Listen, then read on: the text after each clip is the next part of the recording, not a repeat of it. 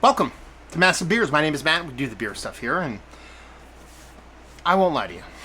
I've been wanting to do this review for a very, very long time. Budweiser, the king of beers. Yeah, not just Budweiser. The original Budweiser. Czechvar, or as it's known in the Czech Republic and whatnot, Budweiser, Budvar. Quick summation of what's going on here. Basically, Budweiser has had a trademark dispute with this brewery over here, or you could say Budweiser has a trademark dispute with this brewery over here since before World War One, and basically it's about who's allowed to be called Budweiser. Budvar, Budweiser, Budvar in Czech Republic is basically saying we're on first. Budweiser's like, we're Budweiser, we can do whatever we want. And basically they kind of half won, half lost on both ends of the spectrum. Budweiser is known as Budweiser in the United States and many other countries. In Czech Republic and several other countries it's known as Budweiser. And then in some countries they're allowed to both be called Budweiser, depending on the rules and regulations of that country. And in the Czech and those countries that this is Budweiser exclusively, it's just called Bud. So it's just always been a story that's really intrigued me. Not that I do a ton of macro, I dip my toes in the water, I'm wearing a High Life shirt right now, but I was just kind of curious about like what they would taste like next to each other. I haven't had a Bud in forever, I've never had this beer, and I've never really seen it. That's why I've never done a review before. But lo and behold, today I walked by an aisle and I saw this and I went, finally doing it. So here we are. Let's talk about the beers. Budweiser King of Beers, brewed by our original process from the choicest hops, rice, and best barley malt. I don't think it was brewed with rice originally, but anyway. Best before September 23rd of this year. Actually, sorry, the 12th of September this year. 5% alcohol by volume. Genuine. Yeah. Czechvar. Czechvar, as we like to call it, Budweiser, Budvar.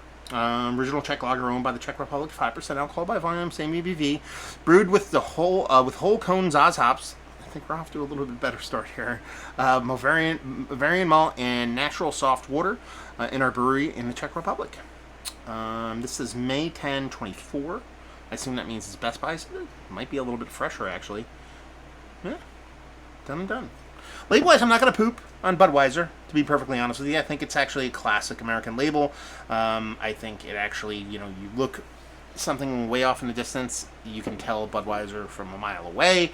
I think that's good branding. And it's classic European stylings when it comes to beer and beer labels. So I think we're off to a very fun start here. Bud opener. So, I obviously have had Budweiser before. I couldn't tell you, like I said, last time I had it. Twisty, non-twisty, for the sake of being thorough. Let's see. I'm not gonna lie to you. They look really, really, really similar.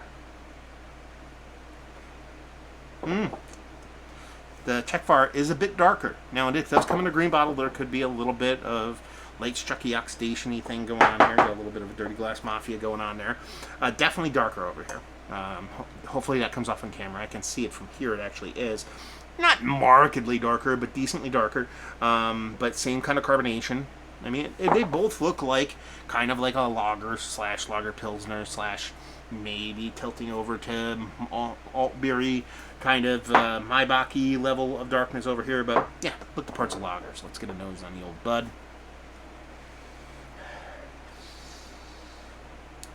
I mean, sterile is the word that comes to mind. A little bit of soft, sweet malt. Nothing as far as hops. And it's not chlorine. It's almost like it's like a high mineral content to bring a cleanliness to the beer. That's kind of the way that's coming off to me. Nothing negative by any stretch of imagination. I don't think you ever get a negative Budweiser, minus, a little preconceived notion of hate towards them. Just kind of soft, sweet malt. Clean crispness. Done and done. The old Budvar over here. Definitely get a richer malt to it, a bit more sweetness. There is a little bit of a spiciness to it, oddly enough. I did not expect that to be in here. And I think that spiciness is the hops kind of coming through, and I do think I get a little touch of skunkiness. And there might be a little bit of light struck going on over here. Nothing really, really negative by any stretch of imagination. But you can tell there's a bit more softness, a bit more character over here, where this one's a little bit more sterile, a little bit more American adjunct lager. Let's dive into some Bud. Cheers, y'all.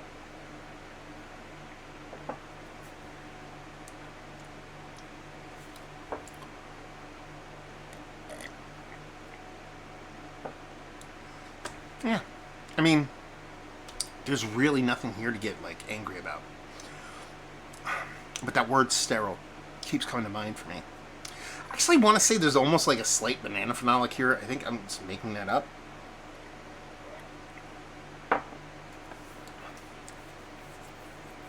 Yeah, soft, sweet maltiness, a little bit of kind of that corny maltiness, corny sweetness. There is a touch of like absolutely generic bittering.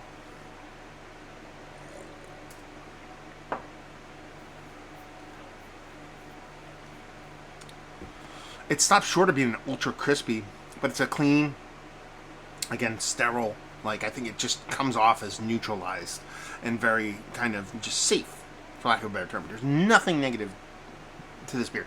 You give me a liter of this on a really cold, on a hot summer day, I'm not angry. I'm not angry. I'm not talking about it going, wow, this is great. You know what I mean? Maybe it's great because it's thirst quenching. But there's nothing here that's going to be like, oh, wow, this is a very fantastically well-made beer. It's just, there's nothing also overtly negative about it. It's kind of neutral. It's a bit...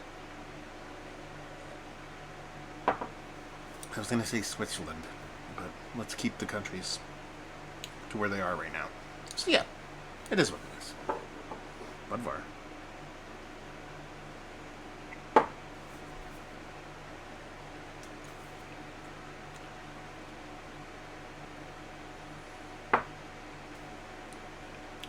You can tell there's more going on here. There's personality, both in a good way or bad way.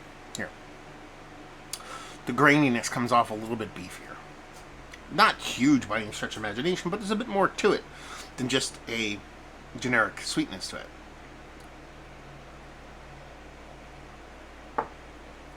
Mouth feels a little denser. And I think that comes off with a little bit of a negative, slightly DMSE thing, like very, very, very hyper gentle here. But it does have a slight little cream corny thing going on. Very, very, very slightly, and I think that affects mouthfeel also. There's a little bit of bittering here. It actually comes off just a little bit more elevated than the Budweiser counterpart over here, but not like, you know, arm crazy amount bigger.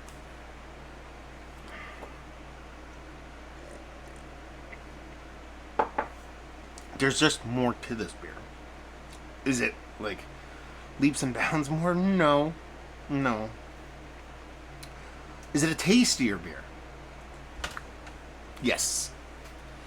That little bit of DMS thing, it could even be diacetyl, to be perfectly honest with you. That's how light it is, and I'm just leaning towards DMS just because the immediate first thought that came to my mind was cream corn.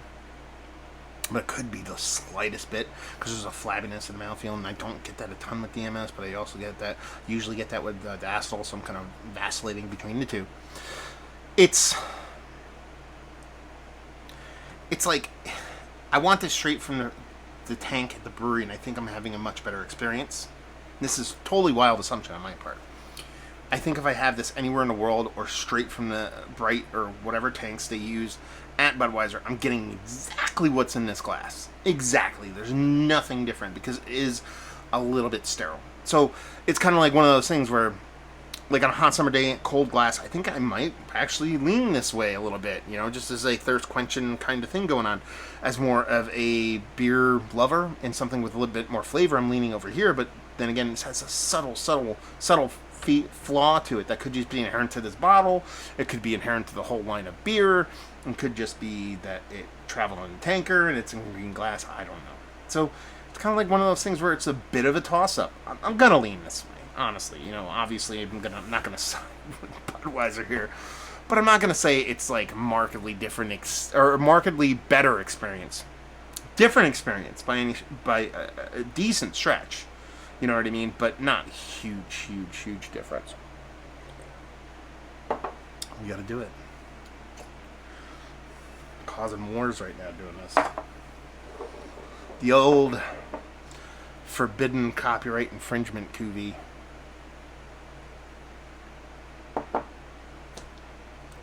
It's kind of better on both ends.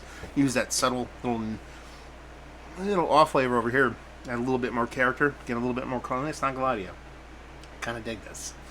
Yeah, this has been fun. Honestly, it's been something I wanted to do for years, and I'm just glad I got to do it. Sure, it would have been nicer if I actually got a bottle from Czechoslovakia that said Budvar on it. It's the same exact freaking thing. It's made in the same exact freaking place. Anybody's like, you're not drinking real Budvar. Whatever. Have your fun with that.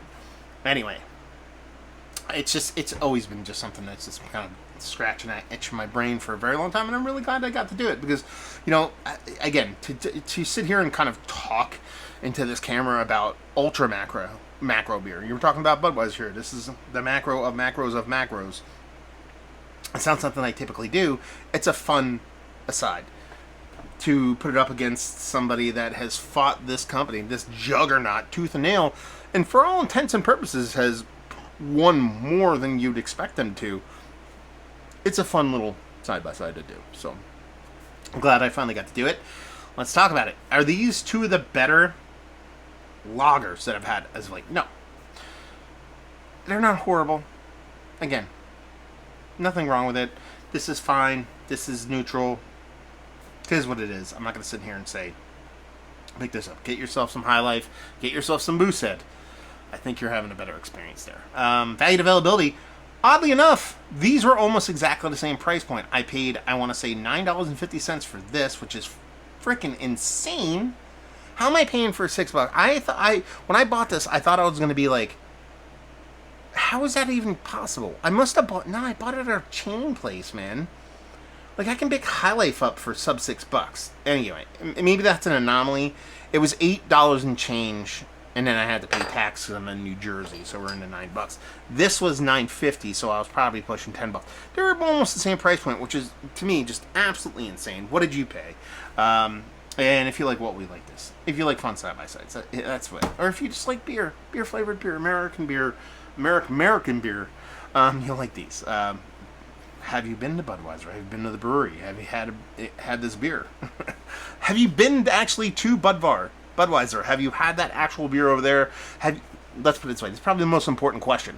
Have you had Czechvar in the United States? Have you had Budvar in bottles?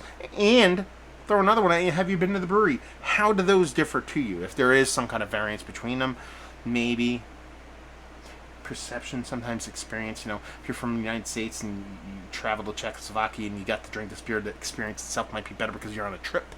But anyway, I want to know all you know. All that stuff down there. So there you go. Review in the books. Hopefully you guys enjoyed. Hopefully you're enjoying a little bit of a lager right now. We'll see you next time. Cheers, y'all.